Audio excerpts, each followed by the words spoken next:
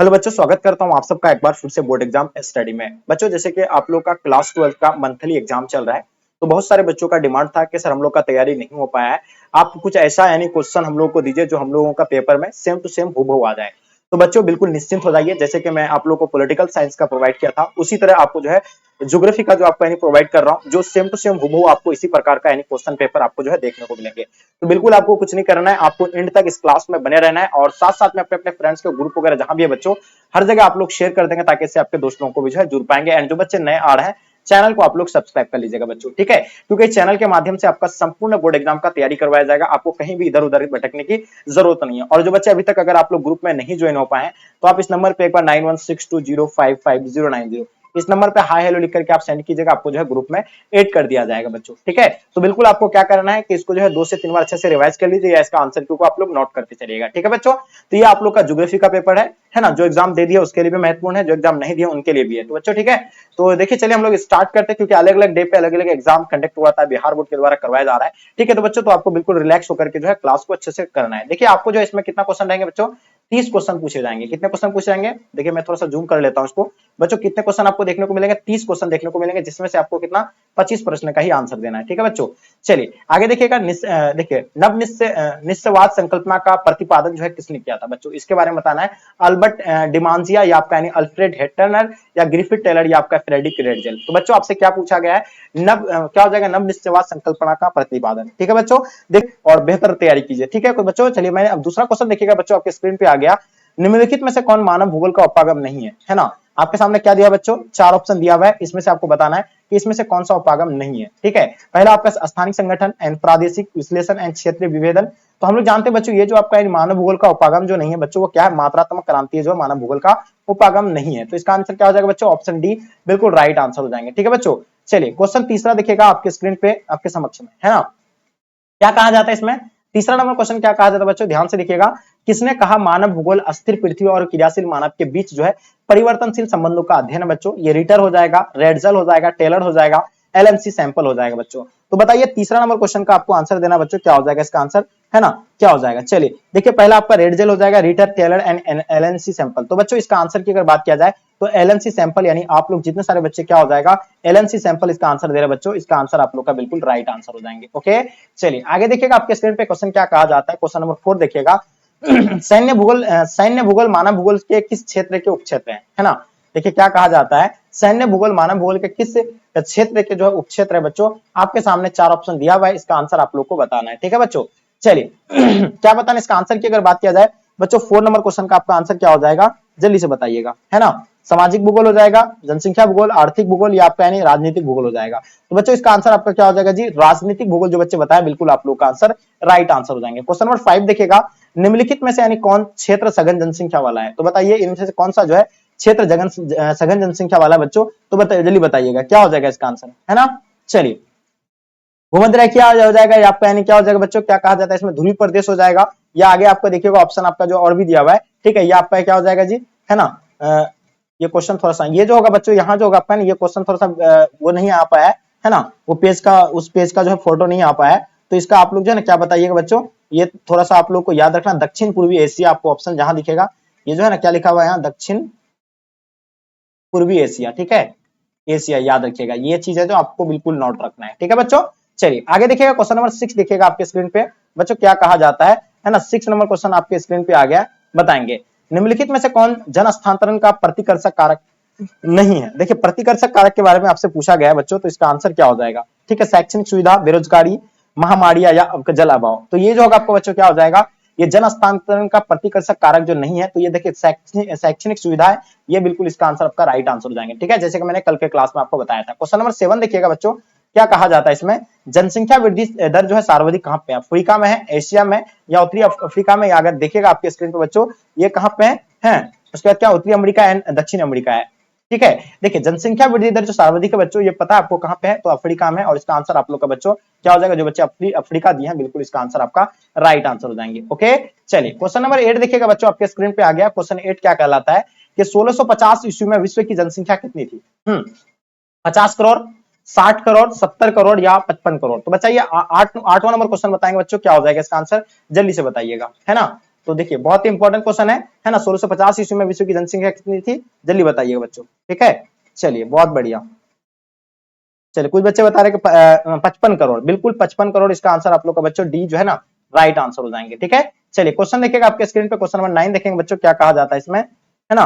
क्या कहा जाता है, निम्नलिखित में से यानी कौन जनसंख्या कार्यशील आयु वर्ग का प्रतिनिधित्व करती है। तो बच्चे बताइएगा इसका जो आंसर क्या हो जाएगा आप लोग का। थोड़ा सा यहाँ जूम आउट बहुत ज्यादा हो गया, इसको जूम आउट कर लेते हैं। ठीक है, तो अभी क्वेश्चन आपको प्रॉपर दिख रहा होगा। ठीक है बच्चों, क्या कहा जाता है इसमें, थोड़ा सा देखिएगा। निम्नलिखित संख्या में कौन जो है जनसंख्या कार्यशील आयु वर्ग का प्रतिनिधित्व करती है। तो बच्चों देखिए इसमें जो होगा 1565 वर्ष बिल्कुल नहीं होगा, ये 18 से 60 नहीं 15 से 59 वर्ष बच्चों, इसका आंसर आप लोग का डी बिल्कुल राइट आंसर हो जाएंगे। यानी जनसंख्या कार्यशील आयु वर्ग का प्रतिनिधित्व करती है। ठीक है, 1559 यानी ऑप्शन आप लोग का बच्चों डी बिल्कुल राइट आंसर हो जाएंगे। ओके, तो ये आपका क्लियर हो गया 9 नंबर क्वेश्चन। अब हम लोग देखते हैं नेक्स्ट क्वेश्चन की ओर चलते बच्चों। क्वेश्चन देख पा रहे 10 नंबर क्वेश्चन आपके स्क्रीन पे, निम्नलिखित देशों में किसका लिंग अनुपात विश्व में जो है सर्वाधिक है। तो बताइएगा किसका लिंग अनुपात जो है विश्व में सर्वाधिक है बच्चों। आपके सामने 4 ऑप्शन दिया हुआ है, संयुक्त अरब अमीरात, लाटविया या आपका फ्रांस या जापान हो जाएंगे। तो बच्चों देखिए सबसे ज्यादा जो है सर्वाधिक जो है ना किसका है बच्चों, ये आप लोगों को जो है ना बिल्कुल पता होना चाहिए। ये लाटविया आपका जो है बिल्कुल जो बच्चे बताया बिल्कुल आप लोग का आंसर बच्चों परफेक्ट आंसर हो जाएंगे। ओके, चलिए कोई दिक्कत आपको यहाँ। चलिए अब नेक्स्ट क्वेश्चन की ओर चलते बच्चों, निम्नलिखित में से कौन मानव विकास सूचकांक का मापक है। 11 नंबर क्वेश्चन आपके स्क्रीन पे आपको बताना है ना। क्या हो जाएगा, देखिए यहाँ आपका क्या दिया हुआ है बच्चों, स्वास्थ्य दिया हुआ है ना, स्वास्थ्य दिया हुआ है, शिक्षा दिया हुआ है एंड आपका संसाधन तक पहुंच यानी उपयुक्त में से सभी, ये बिल्कुल सभी जो है इसका राइट आंसर हो जाएंगे। यानी मानव विकास सूचकांक का मापक है बच्चों। ठीक है, चलिए आगे हम लोग नेक्स्ट क्वेश्चन की ओर चलते बच्चों। क्वेश्चन देखिएगा, क्वेश्चन नंबर 12 देखिएगा आपके स्क्रीन पे, है ना। चलिए 12 नंबर क्वेश्चन क्या कहलाता है, ध्यानपूर्वक देखिएगा, इसका क्या होगा इसका आंसर। क्या कहा जाता है, निम्नलिखित विद्वान में से किसने जो है मानव विकास सूचकांक का प्रतिपादन किया था। देखिए मानव विकास सूचकांक का प्रतिपादन हम लोग जानते थे वो कहाँ के हैं, डॉक्टर महबूबुल हक, ये पाकिस्तान के रहने वाले हैं। कहाँ के बच्चों, पाकिस्तान के हैं, है ना। तो ये जो है क्या दिए थे मानव विकास सूचकांक के जो है मतलब ये प्रतिपादन किया था। ठीक है बच्चों, डॉक्टर महबूबुल हक। ठीक है बच्चों, आगे देखिएगा 13 नंबर क्वेश्चन आपके स्क्रीन पे, मानव विकास सूचकांक में विश्व के निम्नलिखित देशों में से किसकी कोटि उच्चतम है, बताइए। ये क्वेश्चन काफी इंपॉर्टेंट है। ये 13 नंबर क्वेश्चन देखिए, जिसमें क्या कहा जाता है, मानव विकास सूचकांक में विश्व के निम्नलिखित देशों में जो है किसकी कोटि जो है उच्चतम है बच्चों। देखिए आपके सामने 4 ऑप्शन दिया हुआ है, इसमें से जो प्रथम जो है कौन है, नार्वे जो है प्रथम स्थान पे आता है बच्चों। तो इसका राइट आंसर हो जाएंगे नार्वे। ठीक है, क्वेश्चन देखिए, फूलों की कृषि जो कहलाती है बच्चों, क्या कहलाती है, 14 नंबर क्वेश्चन है। देखिए फूलों की कृषि जो क्या कहा जाता है, इसको पुष्प उत्पादन कहा जाता है, इसको नोट कर लीजिएगा। यानी ऑप्शन आप लोग का बच्चों क्या हो जाएगा, डी बिल्कुल राइट आंसर हो जाएंगे। ओके, क्वेश्चन देखिएगा आपके स्क्रीन पे 15 नंबर क्वेश्चन क्या कहा जाता है, सहकारी कृषि जो अधिक जो सफल रही है बच्चों कहाँ पे, रूस में रहा है, डेनमार्क या नीदरलैंड या आपका भारत में। तो बच्चों हम लोग जानते हैं सहकारी कृषि जो अधिक जो रहा है वो डेनमार्क रहा है, और इसका आंसर आप लोग का डेनमार्क बच्चों राइट आंसर हो जाएंगे। क्वेश्चन नंबर 16 देखिएगा, क्या कहा जाता है ना, निम्नलिखित में से कौन रोपण फसल है बच्चों, है ना। रोपण फसल आपको बताना है, इसमें से रोपण फसल जो होगा बच्चों क्या हो जाएगा आपका, है ना। तो रोपण फसल की अगर बात किया जाए बच्चों, तो इसमें से रोपण फसल जो होगा आपका बिल्कुल परफेक्ट आंसर होगा, रबर जो आपका यानी रोपण फसल हो जाएगा। निम्नलिखित में से जो है किसे कर्तन धन कृषि भी कहते हैं, बताइए किसने जो है किसे कर्तन धन कृषि भी कहते हैं बच्चों। ये सघन निर्वहन कृषि को, रोपण कृषि को, आदिम निर्वहन कृषि को या आपका मिश्रित कृषि को बच्चों। ठीक है, तो 17 नंबर क्वेश्चन काफी इंपॉर्टेंट क्वेश्चन है बच्चों, इसके बारे में आप बताइएगा, है ना। तो चलिए बहुत इंपॉर्टेंट क्वेश्चन है, हम लोग निम्नलिखित में से किसे कर्तन धन कृषि कहते हैं बच्चों, जल्दी से बताइएगा, है ना। चलिए देखिए ये जो होगा आपका यानी रोपण कृषि को कहा जाता है, या आपका यानी किसको कहेंगे हम लोग बच्चों, बताइएगा। तो ये जाएगा आदिम निर्वहन कृषि को जो है बच्चों क्या कहा जाता है ना, कर्तन धन कृषि कहा जाता है, और इसका आंसर आप लोग का बच्चों सी राइट आंसर हो जाएंगे। निम्नलिखित में से कौन द्वितीय की आर्थिक क्रियाकलाप है बच्चों। देखिए द्वितीय आर्थिक क्रियाकलाप के अंतर्गत जो आएगा आपका यानी बच्चों देखिए खेती करना प्राथमिक क्रियाकलाप के अंतर्गत, है ना। उसके बाद लोक वर्गलन आपका जो है द्वितीय क्रियाकलाप के अंतर्गत आएगा। ठीक है, उसके बाद आपका व्यापार तीसरा में आएगा, आखिर प्रथम में आएगा, सेकंड। ठीक है, चलिए आगे देखिए बच्चों क्या कहा जाता है इसमें, हम लोग देखेंगे क्वेश्चन नंबर 19 देखिएगा। ये तो मैंने आपको बता दिया, काफी इंपॉर्टेंट क्वेश्चन था जो बहुत अच्छे से आप लोग जो है बताया भी। ठीक है बच्चों, है ना। निम्नलिखित में कौन जो है आपको बताना है कि 20 हाँ 18 19 नंबर क्वेश्चन का आपको बताना बच्चों। चलिए बहुत बढ़िया, निम्नलिखित में से कौन जो है कृषि आधारित उद्योग है। देखिए कृषि आधारित सीमेंट उद्योग तो बिल्कुल नहीं होगा, चमड़ा उद्योग भी नहीं होगा, लोहा इस्पात उद्योग भी नहीं होगा, जूट उद्योग जो आपका यानी बच्चों क्या हो जाएगा, जूट उद्योग यानी ऑप्शन आप लोग का डी बिल्कुल राइट आंसर हो जाएंगे। ओके, देखिएगा निम्नलिखित में से कौन वन आधारित उद्योग बच्चों। देखिए वन से जो आपको जो है निकलने वाला जो है कौन सा आधारित उद्योग होगा, कागज उद्योग बच्चों, ये आपका वन आधारित उद्योग है। यानी ऑप्शन आप लोग का बच्चों ए जितने सारे बच्चे दिए हैं बिल्कुल सही है। खनन क्रियाकलाप आपको बताना बच्चों 21 नंबर क्वेश्चन का, तो बिल्कुल हम जानते हैं खनन जो होगा आपका यानी बच्चों क्या हो जाएगा, प्राथमिक क्रियाकलाप के अंतर्गत आएगा। ठीक है बच्चों, तो इनको आप लोग जो है नोट कर लीजिएगा, काफी इंपॉर्टेंट है। अब इसमें प्राथमिक में आपका क्या आ जाएगा, मछली पकड़ना आ जाएगा, खेती करना आ जाएगा, ये सारा चीज आपका खनन क्रिया मतलब प्राथमिक क्रियाकलाप के अंतर्गत आएगा।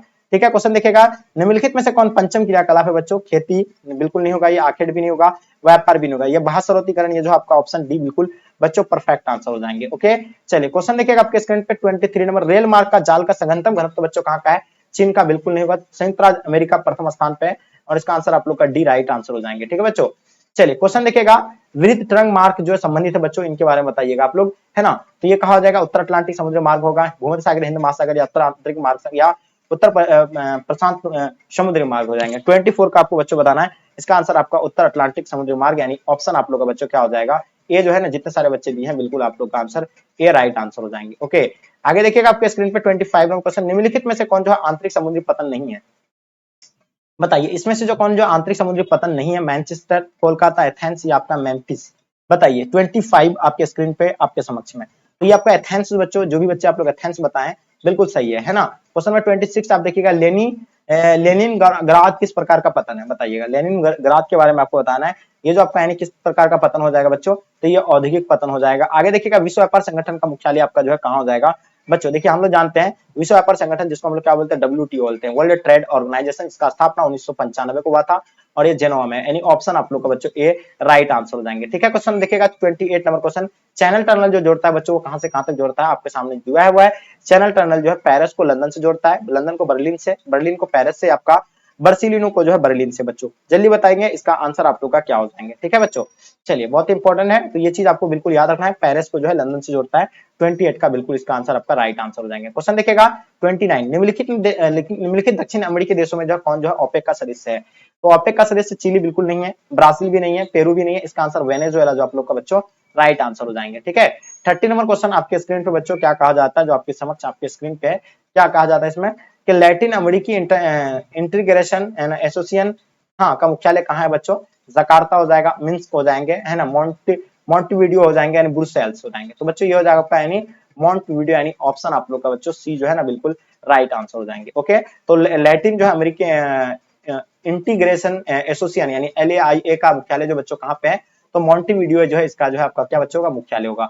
तो बच्चों मैंने आपको जो है अभी जो है 30 क्वेश्चन आप लोगों को यानी जो है 30 क्वेश्चन आपका जो एग्जाम में जो पूछा गया था उसका हम लोग को जो है सॉल्यूशन में आप लोगों तक यानी आपको प्रोवाइड किए। तो बच्चों अगर आप लोग इसी तरह का सभी क्वेश्चन का अगर सब्जेक्टिव और ऑब्जेक्टिव चाहते हैं तो आप इस नंबर पे जो है हाई हेलो लिख करके आप भेजिएगा, एक ग्रुप में ज्वाइन हो गया, ग्रुप में आपको ये सारे चीज जो है ग्रुप में मिलेंगे। ठीक है, तो बच्चों आपको लिंक पे क्लिक करके ग्रुप में ज्वाइन होना है, और साथ में जो बच्चे आप लोग नए हैं रेगुलर अगर डेली के लाइव क्लासेस में अगर आप जुड़ना चाहते हैं तो चैनल को सबसे पहले आप लोग सब्सक्राइब कर लीजिए, क्योंकि चैनल के माध्यम से आपका संपूर्ण तैयारी करवाया जाता है बच्चों। ठीक है, तो उम्मीद है कि क्लास आप लोगों को पसंद आई होगी, और पसंद आया तो लाइक करके जम करके अपने दोस्तों को जरूर शेयर करें।